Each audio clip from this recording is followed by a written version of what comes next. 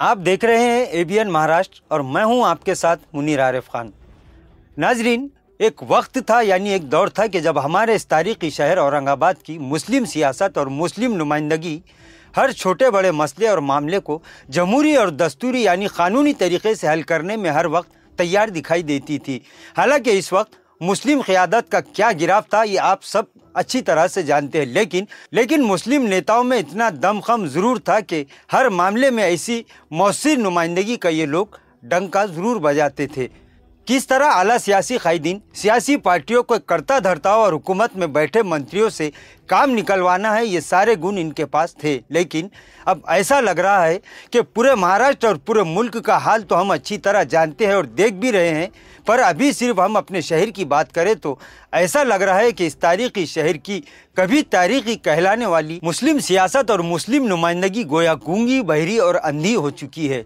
इसमें मुस्लिम क़यादत का जिक्र नहीं है, क्योंकि हम ये समझते हैं कोई समझे या ना समझे, किसी को सही लगे या गलत, किसी को अच्छा लगे या बुरा, क्योंकि हम किसी को अच्छा या बुरा लगने के लिए नहीं बल्कि सच्चाई को आपके सामने दिखाने की कोशिश कर रहे हैं। हम ये समझते हैं कि इस वक्त शहर में मुस्लिम क़यादत है ही नहीं, और इसमें भी सिर्फ सियासी क़यादत नहीं बल्कि समाजी, मिली और मजहबी क़यादत भी शामिल है। बस सब के सब यहाँ से वहाँ तक ठेकेदार ही ठेकेदार दिखाई दे रहे हैं।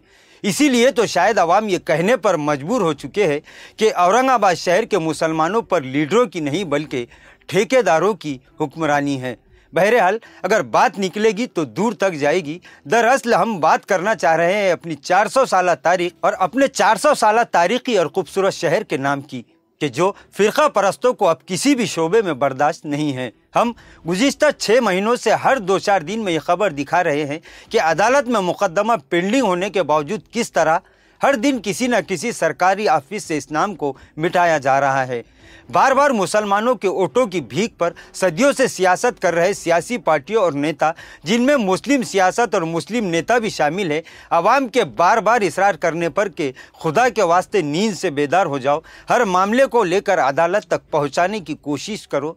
अदालत में हर मामले पर एक नई पिटीशन दाखिल की जा सकती है, लेकिन कोई भी नहीं है जो आगे आने के लिए तैयार हो जाए। नाजरीन, रफ्ता रफ्ता अब तक 50 ऑफिसों और डिपार्टमेंटों से हमारी तारीख को मिटाने की साजिश पर अमल हो चुका है, लेकिन गूंगी, बहरी और अंधी मुस्लिम सियासत, जिनमें नीचे से लेकर ऊपर तक सब शामिल है, किसी के कान पर जू तक नहीं रेंग रही है, क्योंकि इन्हें आपस में फ़िरका खेलने से फुर्सत मिले तभी तो वो दूसरे मामलों और अहम बुनियादी मसाइल पर तवज्जो देने के बारे में सोच सकेंगे। बहरहाल इसी बेहिसी, बेज़मीरी और कुंभकर्ण की नींद का नतीजा है कि अब 12वीं बोर्ड इम्तिहानात के हाल टिकट पर भी औरंगाबाद का नाम तब्दील किया जा चुका है और तब्दील शुदा नाम प्रिंट करके तलबा में ये हॉल टिकट तकसीम किए जा रहे हैं। लेकिन कोई इनसे ये सवाल नहीं कर रहा है कि आखिर अदालत के किस फैसले पर अमल करते हुए ये काम किया जा रहा है। कोई इन जिम्मेदारों से ये सवाल क्यों नहीं कर रहा है कि अगर नाम तब्दील किया है तो पहले अदालत का आदेश तो बता दे।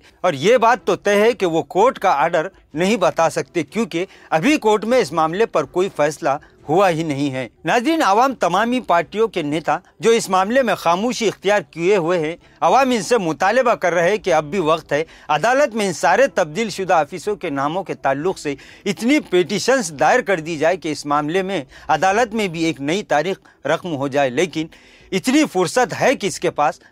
ये तो इस मामले को ऐन इलेक्शन के वक्त उठाएंगे। इस मामले पर इलेक्शन के वक्त लच्छेदार तकरीरें होंगी, फिर लोकसभा लड़ने वाले तमामी मुस्लिम उम्मीदवार, चाहे वो किसी भी पार्टी के हो, लोगों को ये बताएंगे कि किस तरह हमारे इस तारीखी शहर का नाम तब्दील किया जा रहा है। हालांकि ये सारी बातें अभी करने की है।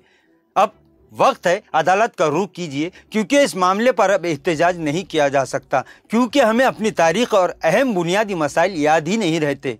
इतना तो याद होगा कि नाम तब्दीली मामले को लेकर डिवीज़नल कमिश्नर ऑफिस के सामने चंद नौजवान भूख हड़ताल पर बैठे थे और इस वक्त डिवीज़नल कमिश्नर इंतज़ामिया की जानिब से तहरीरी तौर पर इन नौजवानों को ये बतलाया गया था कि अब चूँकि ये मामला बॉम्बे हाईकोर्ट में जा चुका है, लिहाजा अब एहतजाज करने की कोई ज़रूरत नहीं है, बल्कि अदालत के फैसले का इंतज़ार करना होगा, और हड़ताल ख़त्म करवा दी गई थी।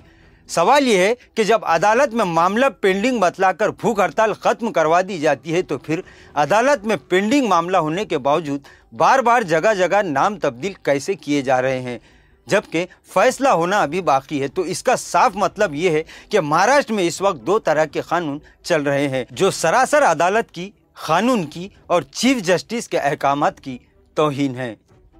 नाजरीन, आज के लिए बस इतना ही। कल फिर मुलाकात होगी कुछ नई खबरों के साथ। तब तक के लिए मैं मुनीर आरिफ खान आपसे इजाज़त चाहता हूँ। अल्लाह हाफिज़।